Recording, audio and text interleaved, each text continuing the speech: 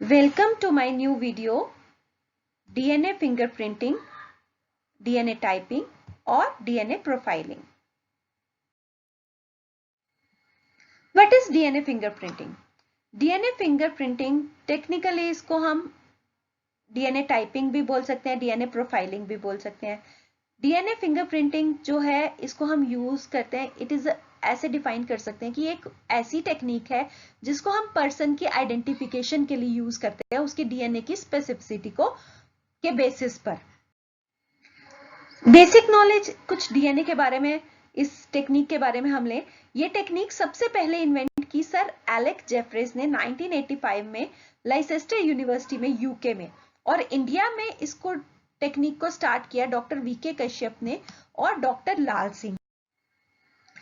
कुछ डीएनए जो है ये बड़ा कॉम्प्लिकेटेड है और इसके बारे में हमें कुछ जानना जरूरी है. डीएनए हर इंडिविजुअल का डिफरेंट डिस्टिंक्टिव कैरेक्टरिस्टिक्स होती हैं उसकी, like the fingerprint which is not the same for two humans. किसी भी दो ह्यूमंस का डीएनए फिंगरप्रिंटिंग सेम नहीं होता एक्सेप्ट मोनोजाइगोटिक या आइडेंटिकल ट्विंस का. हमारा 99.9% डीएनए सीक्वेंसेस जो है हमारी सेम होती हैं, बेस सीक्वेंसेस. 0.1% हम लोगों में डिफरेंट होता है, यूनिक होता है. लेकिन मोनोजाइगोटिक ट्विंस में या आइडेंटिकल ट्विंस में वो भी सेम होता है, सिर्फ 0.1% है जो डिफरेंट होता है. जितना भी हमारा डीएनए है उसको हम दो पार्ट्स में डिवाइड कर सकते हैं, कोडिंग या एक्सॉन्स जिसमें मैसेज है, नॉन कोडिंग या इंट्रॉन्स जिसमें कोई मैसेज नहीं है. कोडिंग या एक्सॉन पार्ट में अगर कोई वेरिएशंस आ जाती हैं, लाइक चेंजेस, म्यूटेशंस, अगर कोई रेज के कारण, केमिकल्स के कारण म्यूटेशंस होती हैं तो वो मैसेज के थ्रू पास ऑन हो जाएंगे, क्योंकि ये किसी ना किसी प्रोटीन को, पॉलीपेप्टाइड को बनाने का मैसेज कंटेन कर रहे हैं, तो उसमें वो अपीयर हो जाएगी. लेकिन नॉन कोडिंग सीक्वेंसेस जो हैं इनमें अगर कोई चेंजेस आती हैं तो वो अपीयर नहीं होंगी, वो एक्यूमुलेट होती जाती हैं फ्रॉम जनरेशन टू जनरेशन, और फिर फर्दर चेंजेस भी आती जाती हैं. नॉन कोडिंग सीक्वेंसेस को ही हम यूज करते हैं डीएनए फिंगरप्रिंटिंग में, क्योंकि इन नॉन कोडिंग सीक्वेंसेस में रिपीटेटिव सीक्वेंसेस होती हैं, लाइक एसीटीआर एसीटीआर एसीटीआर मेनी टाइम्स रिपीट हो रही है, सेम सीक्वेंसेस रिपीट हो रही हैं. जो नंबर ऑफ रिपीट्स है वो किसी भी इंडिविजुअल में स्पेसिफिक होता है. मोस्ट इंपॉर्टेंट सेगमेंट जो डीएनए फिंगरप्रिंटिंग का है, जिसको हम यूज करते हैं डीएनए फिंगरप्रिंटिंग में, डीएनए का वो पार्ट उसको हम शॉर्ट रिपीटेटिव न्यूक्लियोटाइड सीक्वेंसेस बोलते हैं, जो पर्सन टू पर्सन वेरी करता है. और इन सीक्वेंसेस को, शॉर्ट रिपीटेटिव न्यूक्लियोटाइड सीक्वेंसेस को हम VNTRs बोलते हैं या मिनी सैटेलाइट्स बोलते हैं, that means variable number tandem repeats. The VNTR of two persons may be of the same length and sequences at certain sites but vary at others. किसी भी दो पर्सन के कुछ साइट्स पर सेम हो सकता है बट दूसरे साइट्स पर डिफरेंट होगा. VNTRs of a person match with the parents as in every diploid individual. एक जिनोम जो है वो मदर से कैरी हो रहा है और एक जिनोम किसी भी इंडिविजुअल में फादर से कैरी होता है.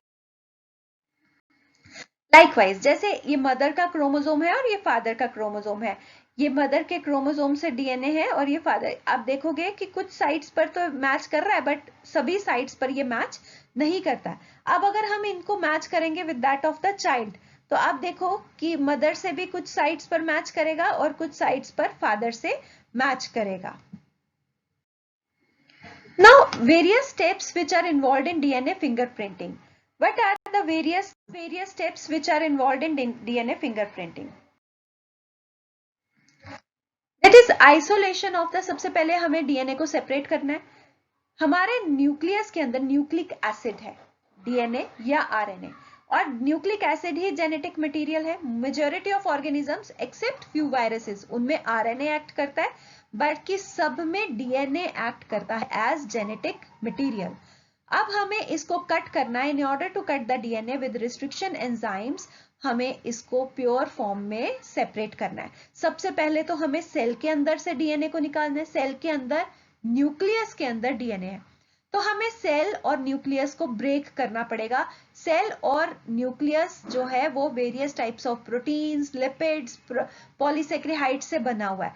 हमें प्रोटीन्स को ब्रेक करने के लिए प्रोटीएजेस यूज करने पड़ेंगे. पॉलीसेक्रिहाइड्स को यूज करने के लिए पॉलीसेक्रिहाइडेजेस यूज करने पड़ेंगे, लिपिड्स को ब्रेक करने के लिए लाइपेजेस यूज करने पड़ेंगे, और आरएनए को ब्रेक करने के लिए राइबोन्यूक्लिएजेस आरएनएज यूज करना पड़ेगा। इन सब को यूज करके, डिफरेंट एंजाइम्स को यूज करके हमें डीएनए को रिलीज करना है, बाहर निकालना है। हम एप्रोप्रिएट ट्रीटमेंट्स को यूज करके हम डीएनए को बाहर निकालेंगे, प्यूरिफाइड। फिर हम उस डीएनए को, वो भी प्यूरिफाइड फॉर्म में नहीं है, हम उसको चिल्ड इथेनॉल से ट्रीट करेंगे। चिल्ड इथेनॉल से ट्रीट करने पर वो डीएनए जो है प्यूरिफाई हो जाएगा।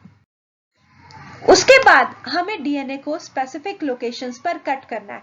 हम रिस्ट्रिक्शन एंडोन्यूक्लिएसेस एंजाइम को यूज करके ये पर्टिकुलर न्यूक्लियस जो है ये कट कर रहा है डीएनए को, ये पर्टिकुलर साइट्स पर, रिस्ट्रिक्टिव साइट्स पर ही कट करता है, सभी साइट्स पर कट नहीं करेगा। सो हम अकॉर्डिंग टू द डीएनए जिसको हमें कट करना है, हम उसके अकॉर्डिंग रिस्ट्रिक्शन एंजाइम यूज करेंगे, और ये रिस्ट्रिक्शन एंजाइम्स हमें बैक्टीरियाज में से मिलते हैं, और इस रिस्ट्रिक्शन एंजाइम को यूज करके हम डीएनए को कट करेंगे ऑप्टिमल कंडीशंस पर फॉर दैट स्पेसिफिक एंजाइम।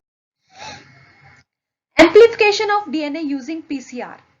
अब हमें डीएनए का थोड़ा ही पार्ट मिला, सपोज जैसे अगर कोई क्रिमिनल केस सॉल्व करना है, तो जिसकी डेथ हुई है, जिसका मर्डर हुआ है, उसके नेल्स में से हमें थोड़ा सा टिश्यू मिल गया क्रिमिनल का, तो उसमें थोड़ा ही डीएनए मिला। अब हमें उस डीएनए को एम्प्लीफाई करना है, उसको हमें मल्टीप्लाई करना है। उसके लिए हम पीसीआर टेक्निक यूज करेंगे, that means polymerase chain reaction.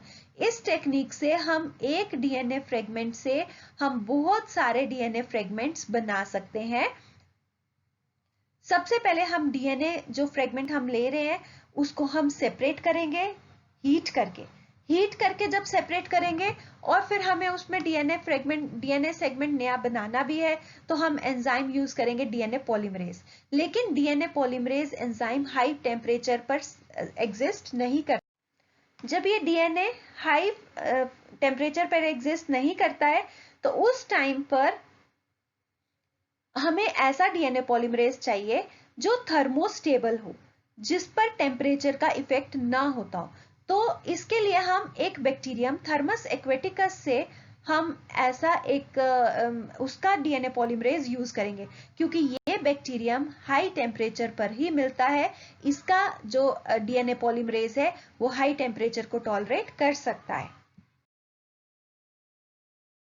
यहां पर आप इस डायग्राम में देखो, यहां पर ये डीएनए हमें मिला, इस डीएनए को हमने डीनेचर किया, हीट किया, तो ये डीनेचुरेशन हो जाएगी, मतलब इसके बॉन्ड्स बीच वाले ब्रेक कर जाएंगे। जब बीच वाले बॉन्ड्स ब्रेक करके, तो इसके दो सेगमेंट्स जो हैं, दो स्ट्रैंड्स हैं वो सेपरेट हो जाएंगे। दो स्ट्रैंड सेपरेट होने के बाद इस पे हम एनीलिंग करेंगे, प्राइमर्स ऐड होंगे। फिर हम डीएनए पॉलीमरेज जो हमने थर्मस एक्वेटिकस बैक्टीरिया से लिया है, जो थर्मोलेबाइल है, जिस थर्मोस्टेबल है, इसके ऊपर हीट का कोई इफेक्ट नहीं होता, हम उस डीएनए पॉलीमरेज को यूज करके इनके ऊपर नए स्ट्रैंड्स की फॉर्मेशन करेंगे। सो दो डीएनए स्ट्रैंड्स पर अब 4 डीएनए स्ट्रैंड्स बन गए। अब हम फिर से डीनेचुरेशन करेंगे और मेनी टाइम्स इस प्रोसेस को रिपीट करके हमें 30 साइकिल्स में ही 1 बिलियन टाइम्स डीएनए जो है वो मिलेगा।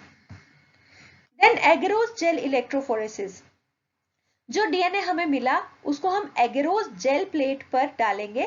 एगेरोस जेल प्लेट एक ऐसी जेल प्लेट है, इलेक्ट्रोफोरेसिस टेक्निक इसमें यूज करेंगे। इसमें एक पॉजिटिव एंड होगा और एक नेगेटिव एंड होगा। डीएनए जो है वो नेगेटिवली चार्ज है, तो डीएनए को हम नेगेटिव एंड की तरफ डालेंगे जब, तो वो पॉजिटिव इलेक्ट्रोड की तरफ मूव करेगा। स्मॉलर फ्रेगमेंट्स जो होंगे वो फास्ट मूव कर जाएंगे as compare to the larger ones. फिर हम उसको then an alkaline substance is added to separate double stranded DNA. Next technique हम यूज करेंगे Southern blotting. The separated DNA sequences are then transfer. फिर हम gel electrophoresis, जो electroplate थी हमारी एगेरोस जेल प्लेट, उस पर हम नाइट्रोसेलुलोज और नायलॉन मेम्ब्रेन को यूज करके ये डीएनए फ्रेगमेंट्स उसके साथ स्टिक कर जाएंगे, नायलॉन मेम्ब्रेन के साथ स्टिक कर जाएंगे, क्योंकि डीएनए चार्ज्ड है। तो जो स्मॉलर फ्रेगमेंट्स होंगे, सभी फ्रेगमेंट सब सेपरेट हो गए, स्मॉलर और लार्जर, वो अकॉर्डिंगली अपनी अपनी जगह पर ही नाइट्रोसेलुलोज या मेम्ब्रेन से कनेक्ट हो जाएंगे। कनेक्ट होने के बाद The isolated DNA sequences are made to hybrid.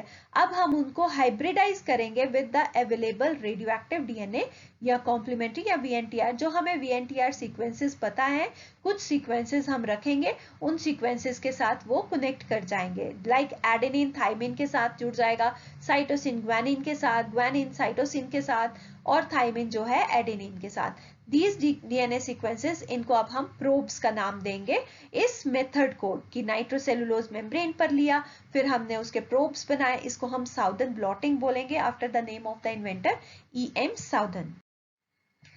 DNA fingerprinting. The nylon membrane containing radioactive probes is exposed to X-ray film. अब हम उसको X-ray करेंगे जिसमें हमें स्पेसिफिक बैंड्स देंगे. लाइक यहाँ पर स्पेसिमेन है, इसमें हमने डीएनए को सेपरेट कर लिया.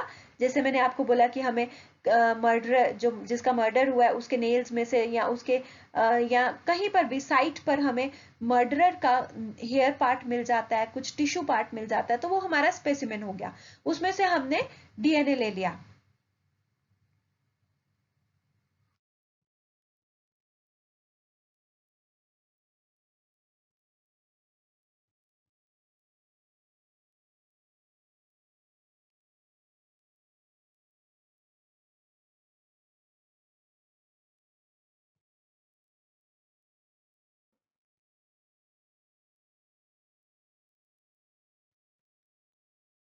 उसमें से हमने डीएनए को ले लिया, और डीएनए को लेके उसको हमने रिस्ट्रिक्शन एंजाइम्स को यूज करके कट कर लिया. फिर हमने जेल इलेक्ट्रोफोरेसिस, इलेक्ट्रोप्लेट को यूज करके इलेक्ट्रोफोरेसिस टेक्निक की. फिर हमने नाइलॉन मेम्ब्रेन को यूज करके लिया, और फिर हमने उसको हाइब्रिडाइजेशन के लिए रेडियो एक्टिव प्रोब्स के साथ डाला. और जब रेडियो एक्टिव प्रोब्स के साथ वो जुड़ जाएगा, क्योंकि रेडियो एक्टिव है तो एक्सरे में वो विजिबल होंगे, तो एक्सरे फिल्म लिया उसका, जिसमें हमें ये बैंड्स अपीयर हो जाएंगे. यहाँ पर आप देख सकते हो कि ये सन है, इस सन के क्लेमेंट नंबर फादर नंबर 1 है, नंबर 2 है, जिससे इसका ज्यादा मैच हो रहा है. जैसे यहाँ पर एरोज बता रहे हैं कि कौन कौन सी साइड पर मैच हो रहा है, जिससे ये शो हो रहा है कि ये VNTR फ्रेगमेंट्स ही हैं जो एक्सरे फिल्म में अपीयर हो रहे हैं. तो इससे हमें पता चल रहा है कि ये जो है क्लेमेंट फादर नंबर 2 ही इस सन का फादर है. अब इसको हम यूज कहाँ करते हैं इस टेक्निक को? पेटर्निटी टेस्ट्स में. जैसे अभी हमने देखा कि 2 फादर थे, उनके टेस्ट किए और हमें पता चल गया कि इसके एक्चुअल फादर जो है कौन से हैं on the basis of the same fragments. Identification of the criminal. जैसे फोरेंसिक सीन पर, फोरेंसिक क्रिमिनल साइट पर हमें जो भी कोई टिश्यू मिलता है उसको हम मैच करेंगे with that of the suspected persons. तो सस्पेक्टेड पर्सन से मैच करने पर हमें पता चलेगा कि इस पर्सन का एक्चुअल जो मर्डरर है वो कौन है. जैसे राजीव गांधी असैसिनेशन केस हुआ था, राजीव गांधी जी का जो बॉम्ब ब्लास्ट हुआ था, उसमें भी यही डीएनए फिंगरप्रिंटिंग टेक्निक यूज करके ही उनके क्रिमिनल्स को, उनके मर्डरर्स को आइडेंटिफाई किया गया था.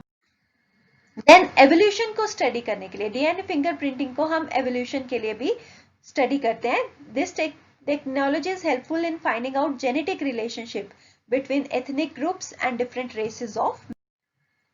Then identification of immigrants. DNA fingerprinting helps to verify whether a hopeful immigrant is, as he or she claims, really a close relative of already established resident. So this is all about the DNA fingerprinting. Thank you and have a nice day.